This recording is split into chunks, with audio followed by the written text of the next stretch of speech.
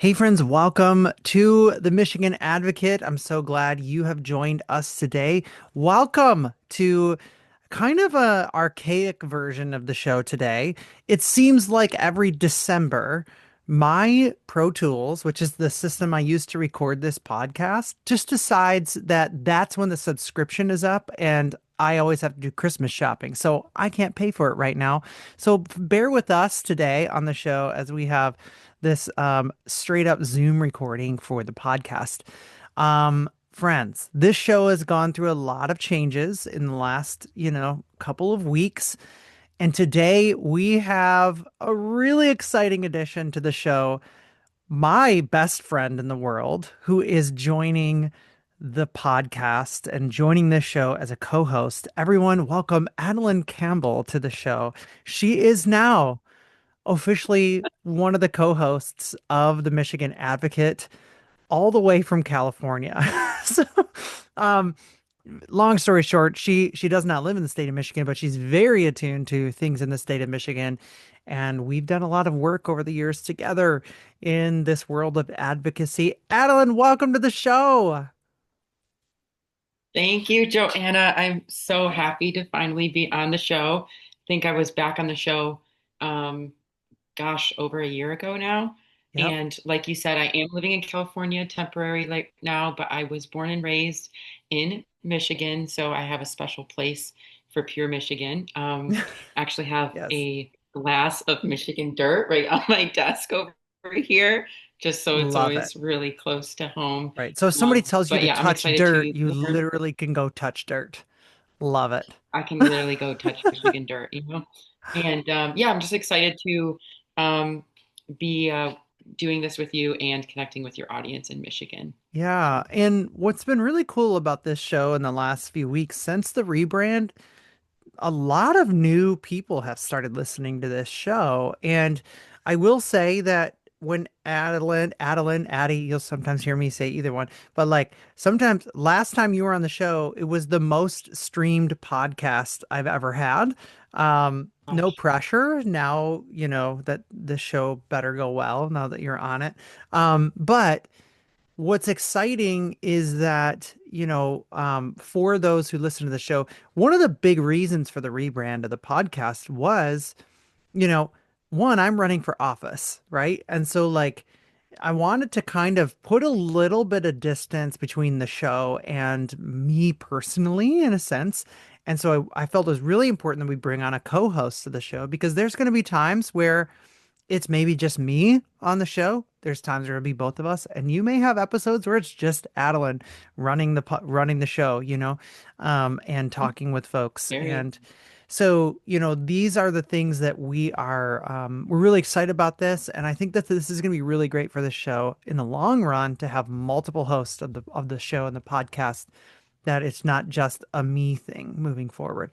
But today, friends, um, we are going to talk about a really interesting topic and one that Adeline and I have been we have talked about over and over again. And it's going to be just a fascinating conversation because the holidays are coming. Like as this is recording, what is it? We're literally like 10 days from Christmas Eve from the recording 10, of this 10 days. podcast. Yeah, 10.5 days. Parties are going to start happening with families. And I don't know if any of you have noticed, unless you're living under a rock, but we're in a very polarized time in this country and in our state. And inevitably, every holiday party, Uncle Uncle Thomas is going to say some real unhinged shit at the Christmas party, right? And so and they're going to think you're going to say some really unhinged like liberal snowflake things, right? Like so what happens is over the holidays it just can get really weird. And we wanted to talk about today like what does it mean to and how do we navigate these holidays if many of you have different political viewpoints. If you're super left wing, if you're liberal, how do you navigate the holidays with your MAGA family and maybe someone listening to the show? I don't know many MAGA folks who listen to this show, but maybe you are someone who's conservative and you are just like really not looking forward to being around your your aunt who shows up at every protest rally, every No Kings rally, right? Like she's going to show up with a no Trump pin or something and you're going to be triggered by that. Like how do we navigate this in the holidays? And so that's the big question today. And I would love to hear, Addie, like your kind of 10,000-foot view on this. So maybe some of your experience and how you've navigated this in the past. And we'll go from there. Yeah, I mean, three things come to my mind when we talk about families, holidays, and politics, because that is always a really rambunctious mixture and high Hmm. octane. It can get lit on fire at any moment. Lit And AF. Yes. yes, exactly. Especially when you mix multiple personalities, alcohol, anything like that, like parties, it can get kind of crazy, as we know. But the three things that come to my mind is what's the Alcohol goal of is a the coping occasion? technique. It is a coping technique for them. Yeah. What's the goal of the occasion? Realize that we're not here to change minds at a family party and Mm, focusing on the basics of why we're here. And so for me, a goal for the holidays is it's a time to relax. It's a time to usually catch up with my family, chosen family or biological family. And many times we're traveling across the country to go see these people and we don't get to see them in their daily lives. So you actually have a lot of content to talk about that's not politics. Like where are you going to mm, school? Like what job are you doing? Like what's what things you are you doing for fun? How has your hometown changed in the last 5 years? You know, is there a new restaurant? And then also something I learned, the don't change minds, is what I learned this from doing campaign canvassing is yes. when I Yes. was knocking on doors, 400 doors um, Yeah. a day sometimes. When you're knocking on that many doors in a political campaign, you're not there to try to change someone's mind. You're actually Mm, there to record information, understand who the voter is, and be able to activate them when you get closer to election day. And I think that's a really good way to look at our families, yeah. is we're not here to change minds, but we're here to listen, encourage, and understand that changing minds isn't something that's going to happen at a dinner table or a party. Yeah. And then focusing on the basics for me is like, Mm, uh, what, my sibling was in a choir concert. Like, let's talk about that. Let's be like, oh, that's really interesting. I didn't know that you sang, or that was really beautiful. I saw a video. So focusing on some things that like just kind of put the other issues on the back burner. And I think it doesn't mean that they're not important, but it's just realizing the context that we're in. yeah. Yeah. I will tell the audience that Addie is on my campaign team. She's in a advisory role, and her experience when she talks about canvassing was she worked for like right-wing Yeah. conservative politics, Some Trump and candidates too. Yeah. yes, yes. And so like that's really interesting. But I think that that's what also gives you, and I think you and I really come from like very we come from those backgrounds of being in conservative politics and being in conservative environments. Spaces. Yeah. So we also like understand, you know, we do understand how to like talk that language too. And I think that's an important thing. You sometimes Mhm. hear the term code switching, right? Like I think sometimes we have to get good at this around the holidays to be like, okay, maybe your sister or whatever is super evangelical and you are just like not anymore, right? Maybe you've deconstructed or you walked away from that. Mhm. But learning how to code switch and say like, and just ask questions that prompt that person's world, right? Like for example, like, if I'm talking about my profession, I'm a chaplain, right? In clinical spaces, I can pull from some of the common language to say like, yeah, like I was talking to this patient the other day, blah blah blah, don't break HIPAA rules, but like, you you share something that's more common with that person. And I think that those things, yeah, we could get into the whole like, well, would you marry a gay person? Like that might come up at the holidays, but like we don't have to bring that up, right? Like we can talk about the things that are common. So I do want to talk about this. Yeah. I know that I personally, I made this joke on a podcast interview recently, and I have to say it landed well. Um, I am a walking holiday party nightmare of conversation. I am trans. I am a politician, and I work in religion. So, like, This is like like the trifecta. exactly, like literally everything I do is what triggers like the most nasty parts of people. But what have you seen in your world, in your life, that has really kind of derailed the holidays season? And like, what are those big topics? I mean, I just named three, right? But like, even let's talk about some specific things. Like, how do you see them coming? I think it's really important. Maybe we start to see those topics will come up, but there's certain things Mhm. that we'll hear Yeah. that we should be aware of hearing and knowing, uh-oh, something's coming down the tracks. Mhm. Yeah.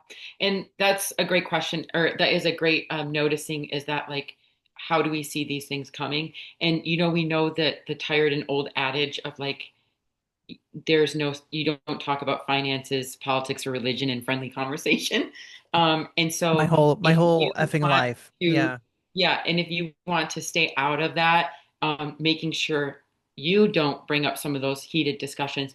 However, we can't control what other people bring up in a conversation. And that's where I've noticed in my life where things can get very tense and very uncomfortable is when someone, says like, they make usually declarative statements like, oh, we need to fix the immigration problem in our country. Or, I'm trying to think of one thing like a family member would say in a situation where it's like, people make assumptions about what we all agree on. And that's what we have to be Mm. very careful ourselves, but also you can kind of hear when someone's assuming we all agree on something, that's usually never a good way to enter it. And one way I've learned to sort of combat that, because actually I'm a Lyft driver in my part-time job. So I deal with this all the time where Mm. a a rider will say a politically charged statement, and it's very Right. uncomfortable. If anyone who's ever worked in public or in customer service or service industry, you're like, okay, I might not agree with this person, but I also can't alienate the person I'm driving because they're in my car, or they're in my car. They're also going to tip or not tip me, So these are things we think about. Right. And I found a really good tool is curiosity. And so Oh, if someone interesting. says a statement, like the other day, someone goes, you know, it's getting too liberal here in Southern California. They're just adding bike lanes. And I could have responded in a way that was argumentative, but I just asked the question, do you associate bike lanes with progressive policies? And I just asked the question because I'm not disagreeing. I'm just trying to figure out what is this person saying and why are they saying it? Yeah. And they really did associate liberalism with bike With lanes? bike. Yeah. They're just putting a bunch of bike lanes in. It costs a ton of money for what? It's just getting too liberal here. Yeah. They're trying to make it a liberal place. And I was like, that's very interesting that we Very associate interesting. liberalness with bike lanes. Yeah. Yeah. So like for example, that'll come up. Now my curiosity is, like a lot of times people will bring up the immigration thing, right? And Mhm. you're going to hear some really gross stuff. For those that are listening, you're going to hear gross things, right? Mhm. Um, I'll say on this show, we say it all the time, no human being is illegal. Like Yeah. absolutely not, right? But you're going to hear the illegals. It's going to be used as a Mhm. noun, right? Like just Mhm. like the transgenders. Like you're going to hear these things. Like people use nouns for human beings like this, and you know, it's interesting. Like how do you practice? Like how do we even practice curiosity in the sense of Mhm. saying, okay, you're going to hear something like that, like oh, the illegals, or people are going to say the illegals are taking the jobs, right? Um, to try to explore to say how do I ask curiously? Like, oh, interesting. Like, where did you hear that? I think those kind of questions like, where did you hear that? Blah, blah, blah. You're going to start hearing some of the standard news sources of these Yeah. things, right? But like not to get triggered by hearing the news source, but asking, I think what's important is that we get to the second and the third question. Hmm. I think Yeah. that is something we're missing in general in our Hmm. political society, in our world in general, is just like, and social media makes it so easy for us to do that. Just be Hmm. like, I'm just going to leave my comment and like leave my 2 cents, and I had the last word, even though Yeah. 75 other people are Yeah. going to say something. But like, I think we've lost the art of asking the second and third question, Mhm. you know? I totally agree. That second and third question is so important because, like I said, when I was knocking doors, you never change minds, but questions can set people down a path of reevaluating what they believe. And a Mm. lot of times, like you said, if our family members or friends during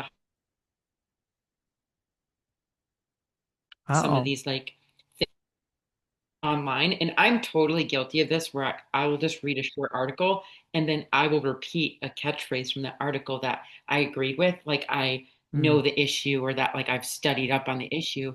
And it's like because a lot of us just want to feel like we know things and no one wants to feel uneducated, no one wants to Right. feel stupid. um Right.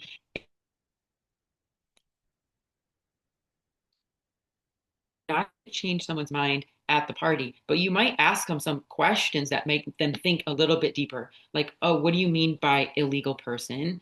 Um, what Yeah.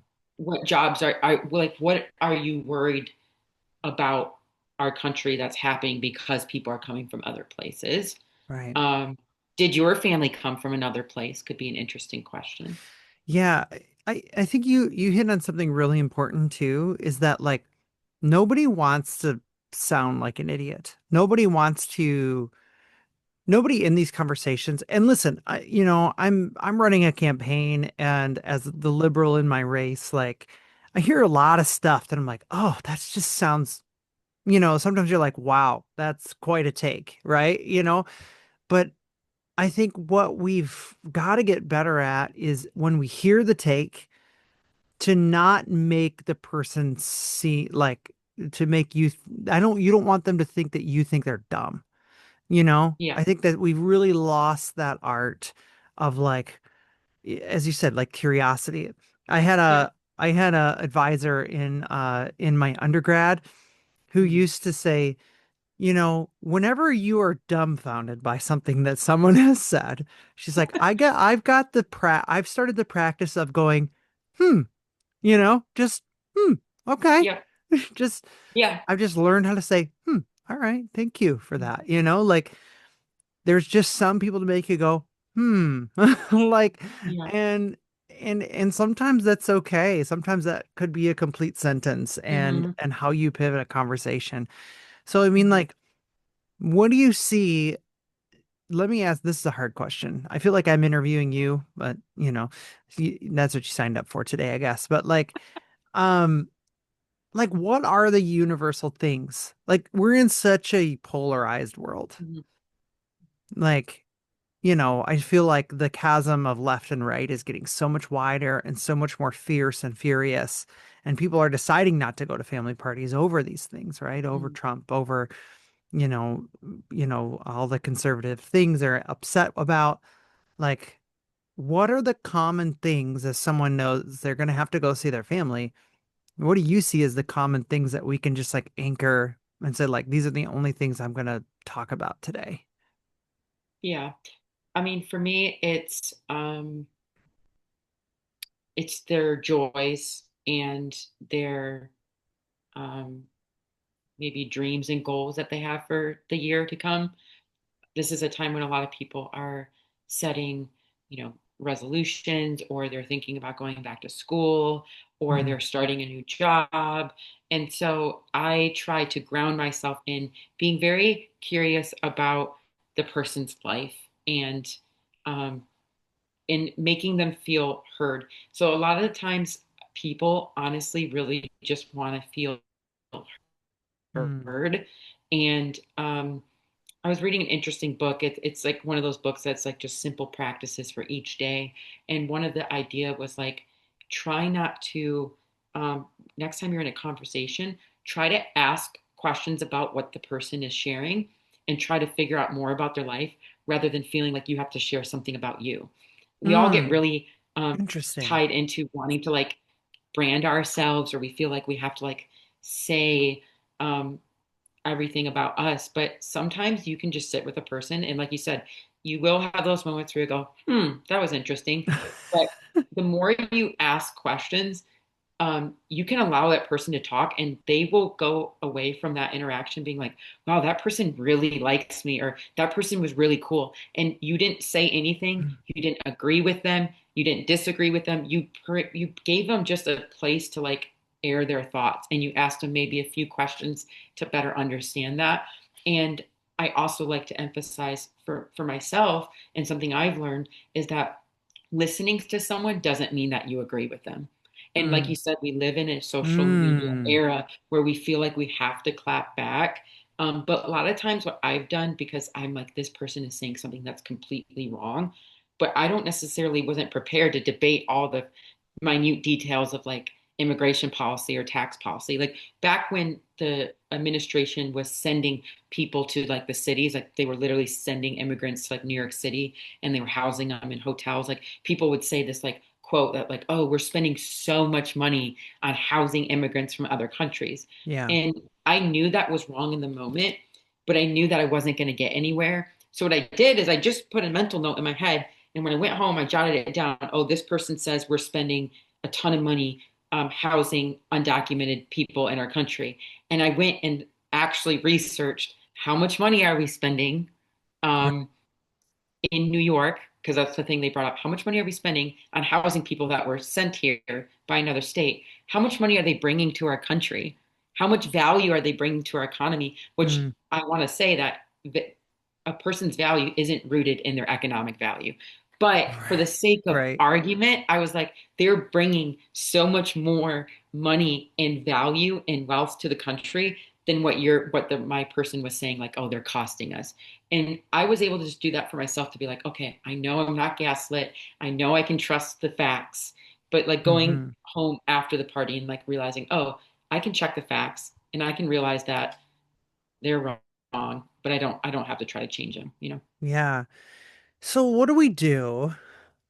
You know, I had a big struggle last Mhm. year during the Super Bowl. Somebody said something real wild at a Super Bowl, and I didn't let it go. I didn't do well. I'm gonna be honest with you. Be honest with the whole audience. I did not do well. Um, the statement that was made, I'm gonna share Yeah, it. tell me your statement. It had to do with the Gosh, I want to hear cheerleaders and the women dancing during the halftime show, and this. Mm, somebody said in the room, that's why so many women are getting raped because of how they dress. And I said, is that really the problem? Like, is that really I did not, I didn't handle it well. I'll be really honest with you. I did not handle it well. But the statement made me angry, mhm. right? I was like, oh my gosh, that is an extreme statement, you know? Um, I think what I also said, could it maybe also be the behavior of the men? But anyways, like, Clap back. yeah, but I felt like I was like, I told him, you know, but I realized at the end of it, all I did was really actually like I made my point, but also like made the family party really awkward for a while, you know, like, so what do you see as the line and how do we deflect and like, how do we navigate and change the topic or gracefully change the topic if something starts to really dig at us, you know? Like, what do you find as ways to just say, okay, I'm gonna step out of this conversation, you know? Yeah. And honestly, I'm a person that naturally avoids conflict. So, like, why in that situation you may have said something back and made it awkward, I probably would have just like let it go in one ear and out the other. However, both Mm, of those ways of approaching the situation are not necessarily the healthiest way because one, you clap back and you make the party awkward, or like I you start did. a fight, Yeah, or you just bury it and you create resentment. That's not healthy either. But I right. think this all comes back to learning how to healthily communicate our feelings. And that's something that I've had to work on a lot and personally in my life is how can I communicate that that was a crazy statement or that was a harsh statement, but communicate it in a way that's taking accountability for my emotions and not Yeah. necessarily expecting the other person to change for my comfortability. That might be something like, Hmm. I feel like that's an intense statement, or I feel like that's inappropriate for a family party, or Right. Yeah. even I disagree with that. Um, but we don't have to get into it. You can choose to say, I disagree with it. You can even Mm. say, I disagree with that and just leave it there. I mean, like you said, we don't always need to get into a debate. But I also want to, hone in on the fact that as progressives in our country too, we don't want to always j just be, I think it is important for us to speak up when things are said that are so egregious to human dignity or human value that it does require us to at least say, hey, I would appreciate it if you didn't say that in front of me. Or I don't Yeah. think we should talk about humans that way. Or, um, Right. you know, I understand there's differences on immigration policy, but every human deserves a safe place to live and be, you know, and Yeah.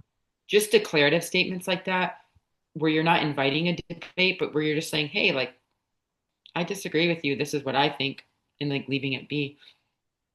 I think a Yeah. lot of the attention comes from we feel like we have to like either cover up what the person said, or we have to change what they think, or we have to let them know that we're more right than them. But sometimes we can just call the situation as it is.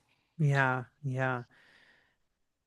Now, let's think back together Yeah. on the times where we were bleeding red. Hmm. I was an Or if I was evangelical. like totally bleeding red. I was an evangelical pastor. I was sold. I was in hook, line, and sinker to Mhm. the right wing narrative, right? That the world was going to hell. The world was kind of falling apart, and we had, we had to defend good and truth in the world. I remember going to family parties, kind of pitying my family because they were lost and they Mhm. were, you know, they just didn't see the world the way I did. I felt pity on them.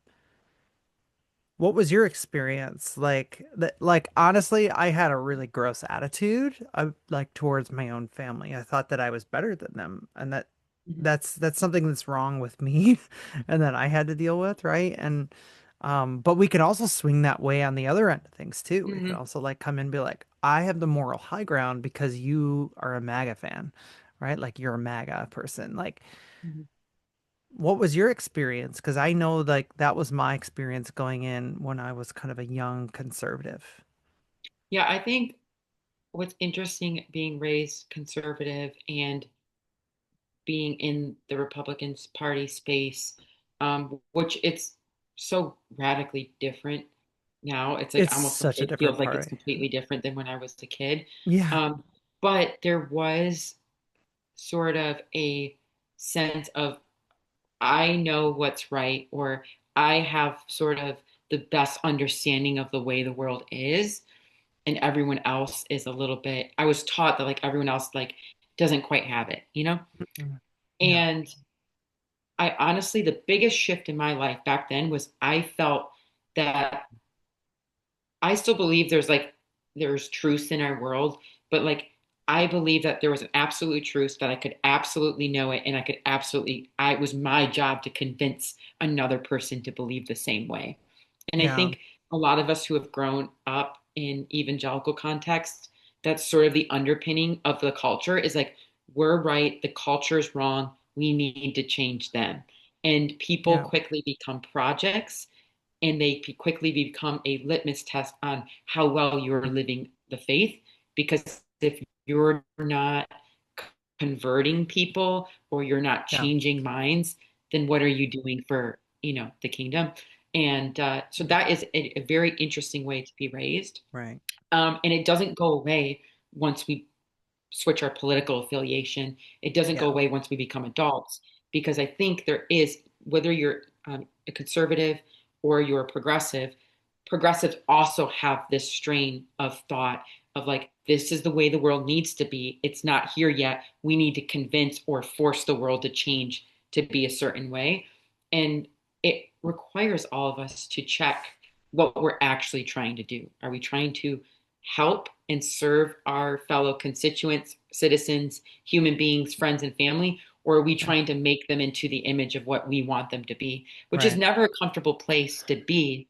And Yeah. we, as trans people and as LGBT people, we have felt this time and time again in family situations of our family wanting us to be something that we're not. Yeah. Yeah. And yeah. Yeah. And I think it's important, like, I think it's important for us to to know, like, like I know so many people who are dreading going to their family parties Hmm. because they are liberal and their family is like super conservative, right? I think it's really important to know that everyone is coming into that party and that event with this in the same place to say, I'm right, they're wrong and lost. I have to do something about it. But if someone can be the catalyst to be different in that space, I think that's also where I think our politics can heal. Like, I think we have such a sickness in our politics right now, and I'm guilty of it sometimes, like I'm guilty of, even if I just see an R next to someone's name on TV, I instantly roll my eyes. Like, Yeah. I think that practicing with our family members and remembering, like, you know, that we all are trying to do what we think is right for the world, and we have vastly different ideas of what that means. But to find our common humanity in those conversations is it's hard when people are dehumanizing you, right? Hmm. But we've got to find our way. We've got to find a way, and I don't know, the holidays always kind of gives me this like guarded hope that Hmm. maybe like getting everyone together under the same roof can heal some of the gross divisions we have, Hmm. and sometimes it can make it worse, but maybe it can make the world Yeah. better. Who knows? And as you're saying that, I'm also, realizing like, let's not try to put too much pressure or too much importance on one family gathering Yeah. and one holiday. Um, Things can happen very slowly. I know when I came out to my parents, it did not go well. And for many years after, it has not gone well. But um, we are doing the hard work to try to reconcile over time. And of course, that means to truly reconcile, like it means like I have to be open um, to not changing their mind, and they have to be Yeah. open to not changing my mind. Um, Right. and like, I think a lot of the pressure we put on ourselves is like, we feel like we have to defend everything that's ours and we have to defend everything that we believe, when really it's a time to come, eat a meal, maybe play a couple Uno games, and leave, play some trivia. I don't know, something like, Yeah. let's not treat, these places like they're the halls of Congress either. Um, Right. and we do talk about a lot of the brokenness and the division in our society, in our politics. Um, but what we have to remember is that our society and our politics are all formed by families. Like the whole Mhm. reason we have a country, or we have a city council, or you're running for state legislator, is because we have a collection of families that live in an area that need to figure out, how are we going to get water? How are we going to have roads? How are we going to have jobs? What Right. are we going to do about healthcare? So if we want to heal the division in our politics, that's actually going to start by healing the divisions in our families. And we know from political perspective that we can't just wave a magic wand and everyone's going to vote the way we want them to vote. Right. Right. Yeah. But but we can have better ways of discussing and disagreeing, which I think start in our families and hopefully will trickle up to the halls of power, you know. Yeah. Yeah. Yeah. To close today, I want to ask this question, and I'll go first, but I want you to think about, you know, what is what is probably like the number, if you could in one sentence give a bit of advice to everyone listening who's dreading going to their family party, what would the advice be? And mine would be to pass the potatoes.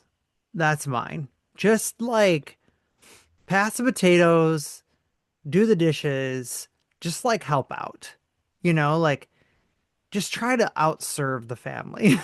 Like Yeah. if the conversation's too much, just be the one who's busy cleaning. Like Mhm. you know, that's for me um is just to like be the one who's serving everyone in the family. I think that that could be a real, you know, that for me is my advice to say like, Mhm. you know what, like the conversations are going to be a lot. So I'm just going to pass you the potatoes. And here you go, Uncle Ron. Like I keep making up all these uncle names, but like here you go, Mhm. Uncle Ron. Like these potatoes are really good. You should try them, you Mhm. know? Like yeah, and your immigration policy sucks, your ideas on taxation sucks, but here's the potatoes. They're really good, you know? I'm gonna say They're that in my really- head, but not out loud. Yeah, that's a really beautiful question, especially going into the holidays. So I will be on a plane this week to fly back to chosen family, so I won't actually see my biological Yeah. family. I haven't seen my biological family for many years To for Christmas. war-ravaged Chicago. Yeah, You're going to I'll war-ravaged report Chicago. back. I'll Okay. report back. Thank you. Um, I'm sure everything is fine. Yeah. Um, but something I've been thinking about because I'm not going to see my family for like my biological family for Christmas, but I'm thinking about writing Christmas cards for the first time Wow. in 12 years. And so I was really thinking about what do I want to communicate. So this is my version of like you're passing the potatoes. I'm not going to see my family, but what do I want to communicate with them? And Yeah. I think I've been thinking a lot about what is one thing that I can say that is true about them that I love. Hmm. Um, so for one of my family members, I'm choosing hope. I am hopeful that we will continue to strengthen our relationship in the new year. Hmm. Another family member, it's going to be peace. I Hmm. hope you feel peace and tranquility in the new year. Yeah. Because all of us right now, and many of us have been feeling this since COVID, but all of us feel an incredibly unease about the future. I think everything I have looked at, the articles coming out for the end of the year, whether it be in The Economist or in The Atlantic or whatever, everyone's like 2026 is going to be an intense year because we have midterm elections. Yeah. Oh We have yeah. I know. AI still scrambling around trying to steal all of our jobs. We have data centers coming in and freaking people out and Which we talked stealing a our lot about jobs. on this show. Please go back and listen. Yeah. Yes, please go back and listen because but there are a lot of these emerging patterns that are going into 2026 that are creating a lot of anxiety. Yeah. And so I think figuring out the one thing that you love about that person um, and that you can affirm and encourage for me is what I'm going to try to focus at family gatherings. Yeah. Yeah. Well, Adeline, welcome to your first episode as a co-host. So happy to have you. And Oh, to our audience, hmm. thank you for enduring this Zoom quality podcast today. But I am so happy that you are here. So many of you have been listening. Here's what's awesome. We have a lot of people that have been reaching out to want to be on this show. Like it has been wild in the last couple of weeks. We've had a Hmm. lot of people reach out and say, "Hey, I've got a great guest for you," right? And we're getting calls from all over the country. But if you are someone in the state of Michigan who has serious like investment in the state of Michigan, we want to hear from you. So like for example, we're going to be talking so we'll be off next week for all of our listeners. We off for Christmas next week.